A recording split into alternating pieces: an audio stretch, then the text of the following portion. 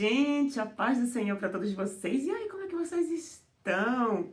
Espero que vocês estejam bem. Sejam bem-vindos aqui a mais um episódio do nosso podcast Leão do Norte. É muito bom estar aqui com vocês, compartilhando da palavra do Senhor, aquela palavra que liberta, que nos cura e nos transforma.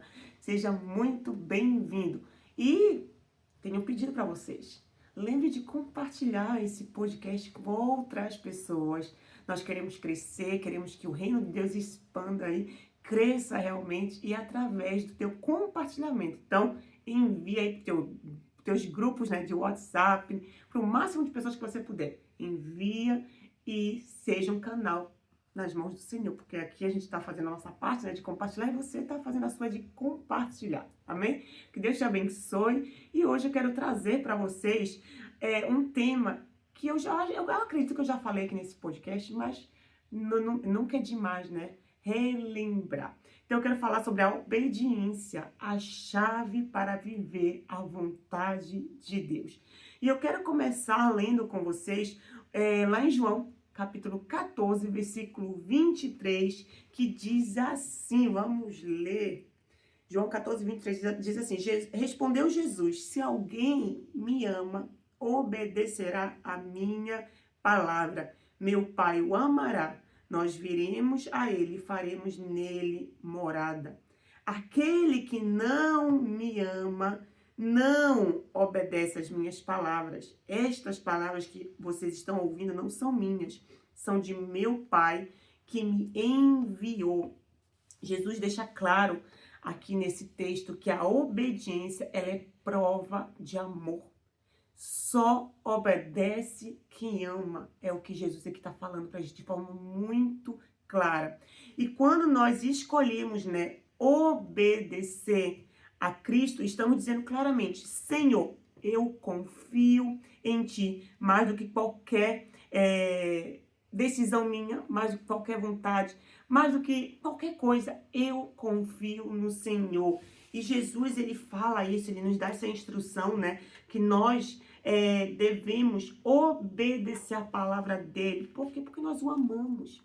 Então, obediência é prova de amor. Você precisa ter isso em mente. Só obedece quem ama. E aí, tem um outro texto também que eu trouxe até recentemente aqui para minha igreja, eu achei muito poderoso, que está lá em 1 Reis, capítulo 17, onde nós vemos a obediência de uma mulher que, gente, ela, assim, vivendo o cenário que ela estava vivendo, tudo que ela estava passando, ela tinha tudo para não obedecer a palavra do Senhor, mas ela foi, sabe, diferente. Ela agiu de forma diferente. E ela fez o quê?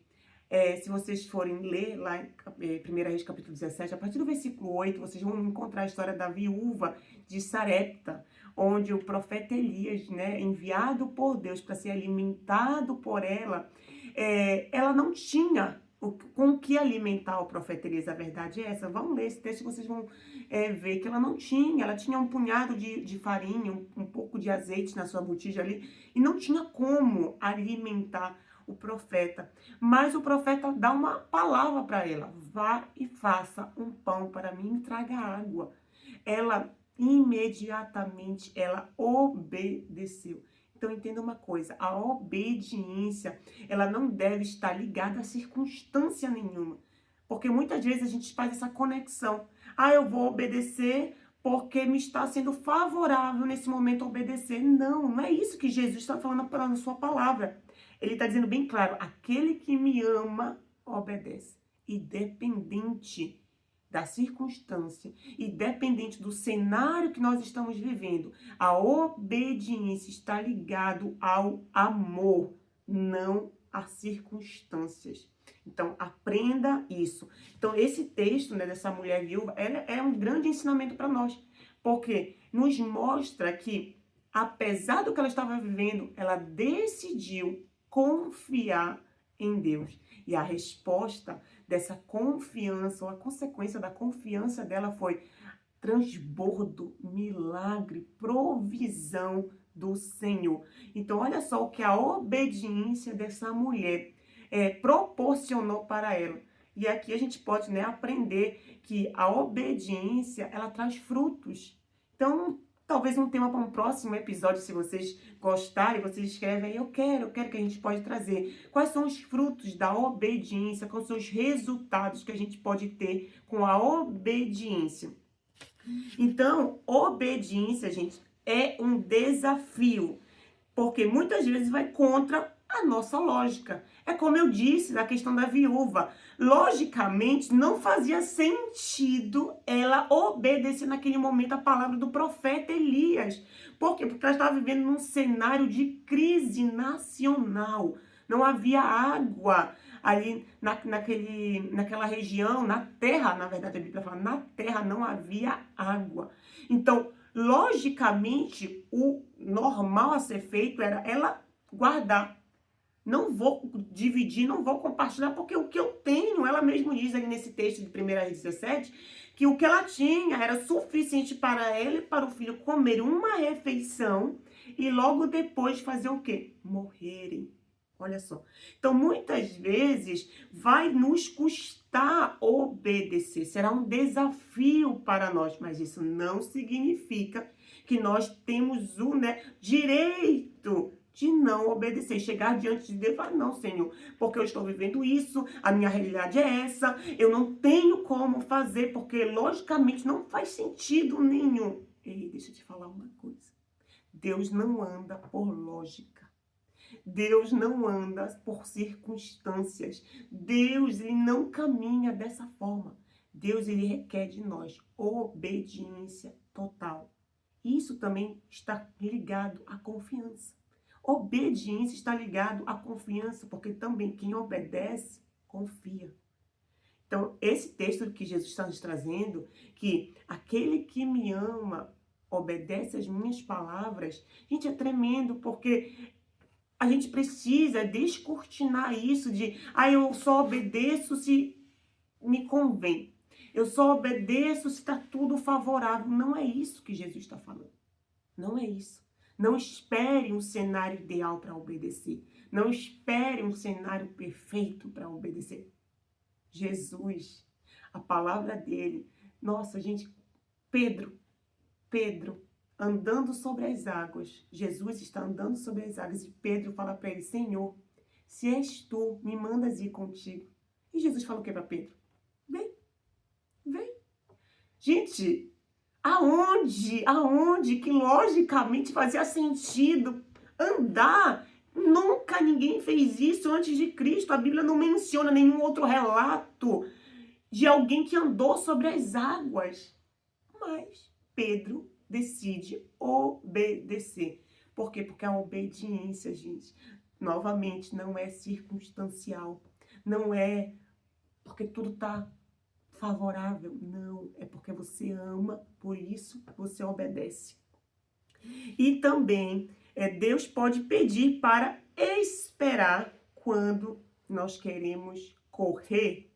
Ou pedir para perdoar quando queremos guardar mágoa. Isso é muito forte, gente. Porque em um tempo onde nós estamos vivendo, onde todo mundo quer estar correndo, está muito acelerado. E Deus fala assim, para um pouco. Para receber as instruções, para receber clareza do que eu tenho para você. Isso é muito difícil, gente. Eu lembro que há 10, 11 meses atrás, mais ou menos, Deus começou a falar sobre isso comigo, Deus desacelerar. E eu estava numa fase super acelerada. E Deus fala, desacelera. Ele não manda eu parar. Ele falou, desacelera. E isso é importante nós entendermos a diferença de desacelerar e de parar. Deus não manda a gente parar. Ele fala, desacelera, para que nesse desacelerar você dê uma pausa, você consiga talvez respirar melhor, observar melhor, ouvir melhor. Então você precisa estar atento ao que o Espírito está querendo trazer para você. Porque muitas vezes quando nós estamos numa correria, a gente não consegue, sabe, parar para ouvir o que o Senhor está querendo falar. E a gente começa a fazer. E Deus falou assim, filha, eu não estou mais aí. Então, para realmente Ouvir o Senhor. E outro exemplo, né? Quando o Senhor pede para nos perdoarmos, quando na verdade a gente quer continuar guardando. Não, mas fulano não merece. Fulano não merece. Não, não aceito, que eu não fiz nada. E Deus fala, mas perdoa. Perdoa. Porque a oração do Pai Nosso, Jesus nos ensinou sobre isso também, né? Perdoa os nossos pecados, lá em Mateus. Deixa eu ler Mateus com vocês 6 rapidinho. Só pra gente, né? Mateus 6, versículo... cadê? Versículo 12 diz assim, perdoa as nossas dívidas, assim como perdoamos aos nossos devedores. E não nos deixe cair em tentação, mas livra-nos do mal, porque teu é o reino, o poder e a glória para sempre. Amém. Aqui no versículo 14, na verdade, diz assim, pois se perdoarem as ofensas uns dos outros, o Pai Celestial também lhes perdoará. Mas, gente, preste atenção nos mais que a Bíblia traz para você. Mas, se não perdoarem uns aos outros, o Pai Celestial não lhes perdoará as ofensas. Então, quando Deus fala assim, perdoa, é porque há uma condição também para que você receba o perdão do Senhor. Há uma condição. Como é que você quer receber o perdão de Deus quando você não consegue perdoar? Ai, mas pastor, eu não consigo, é difícil para mim. Tá, comece pedindo isso em oração. Eu lembro que chegou uma época da minha vida que eu precisei perdoar uma pessoa que para mim também não fazia sentido naquele momento. Não, quando eu olhava para todo o contexto que eu tinha vivido com aquela pessoa, eu falava, não, foi ela que errou comigo, não foi eu quem errei. Mas o Senhor falou, perdoa, filha. Perdoa. Então eu comecei no processo de oração, busca, mas um desejo no meu coração de querer que isso acontecesse verdadeiramente, por mais que eu não conseguia fazer aquilo. Mas foi um processo. E o problema muitas vezes é que quando a gente sabe que tem que perdoar, a gente nem deseja isso. E isso já é um pecado. Isso já é um pecado. Então Deus está falando assim, perdoa. Então comece por desejando perdoar alguém que te ofendeu, alguém que te feriu, alguém que te magoou, alguém que fez algo contra vocês que você olha e fala assim, mas isso é imperdoável. Imperdoável. Gente, quando a gente começa a olhar para o nosso pecado e a gente começa a entender o que nós fazemos com Deus, a gente começa a olhar para o pecado do nosso irmão com mais misericórdia. Pegue isso. Quando a gente olha o nosso pecado diante de Deus, que não merece, porque Deus não merece o que a gente faz com ele. Nós merecemos o que as pessoas fazem, porque nós somos maus. A verdade é essa. Nós estamos propícios a pecar, a ofender, a magoar alguém também. Às vezes de forma involuntária. Não é que a gente peque, né? Não é que a gente magoe alguém porque a gente quer. Muitas vezes porque a gente não quer. Algumas vezes são intencionais, outras não. E aí a gente recebe muitas vezes isso, mas eu não mereço. Tá, amém. Ok, tudo bem, você não merece. Mas o que nós fazemos com Deus diariamente quando a gente não obedece a palavra dele? Porque se o Senhor fala, o desejo dele é que nós obedecemos. Esse é o desejo do Senhor. Assim como um pai e uma mãe falam com o filho, o desejo dele é o quê? Obedeça. Obedeça. Sabe? Então é isso que Deus tem para nós. Então, para que nós venhamos receber o perdão do nosso Pai, nós precisamos também estar dispostos a perdoar, mesmo sem vontade, porque perdão é decisão. Então, mais uma vez, eu repito, não estou com vontade, comece a orar, Senhor, gera esse desejo no meu coração. Por obediência à tua palavra, eu quero fazer isso. Amém? Um exemplo prático que eu quero trazer para vocês, que né, eu disse para vocês aqui, que na minha vida, já tive momentos em que obedecer parecia, gente, um retrocesso. Eu não entendia por que Deus estava pedindo aquilo, mas depois eu percebi que Ele estava me guardando e me preparando para algo maior. E eu lembro que há 10 meses atrás, quando o Senhor começou a falar para mim, né, dá uma pausa, desacelera, sabe, olhe mais para dentro da sua casa, cuide mais e tal. E aí foi um processo mesmo, porque eu não entendi naquele momento porque o Senhor estava me pedindo aquilo, quando eu estava com vários projetos, inclusive projetos que Ele tinha gerado no meu coração, tinha confirmado por meio de palavras, de sonhos, e eu não entendi aquele momento. Mas 10 meses depois, ou 8, 9 meses depois, eu entendi durante, né, esse tempo que eu precisei desacelerar. Então, às vezes, obedecer vai parecer um retrocesso na nossa vida. Mas a minha pastora sempre costuma dar um exemplo. A flecha, antes dela ser lançada, ela é puxada para trás. E aí, quem não entende fala assim, nossa, eu tô retrocedendo, nossa, o Senhor tá me parando. Não, o Senhor tá te puxando para trás com uma flecha, para que o lance seja, sabe, maior, mais longo e mais efetivo, que realmente alcance o objetivo que Ele tem preparado para a sua vida. Então, confie e obedeça. E eu quero perguntar para vocês agora, como vocês têm reagido às direções que Deus tem trago para a sua vida? Será que você tem obedecido apenas no que é fácil? Porque, como eu disse, quando o cenário é favorável, eu obedeço. Quando me convém, eu digo sim, Senhor, eis-me aqui. Mas quando confronta a sua vontade, quando vai contra os seus desejos, como no meu caso foi contra, eu não queria ter parado ano passado, foi contra a minha vontade, mas eu confio no Senhor, eu conheço o Senhor, eu sei que tudo que Ele faz tem um propósito, não é por acaso, Ele não faz nada por acaso, gente. Então tudo tem sim um propósito. Então lembre-se, obedecer é amar e confiar, como eu disse.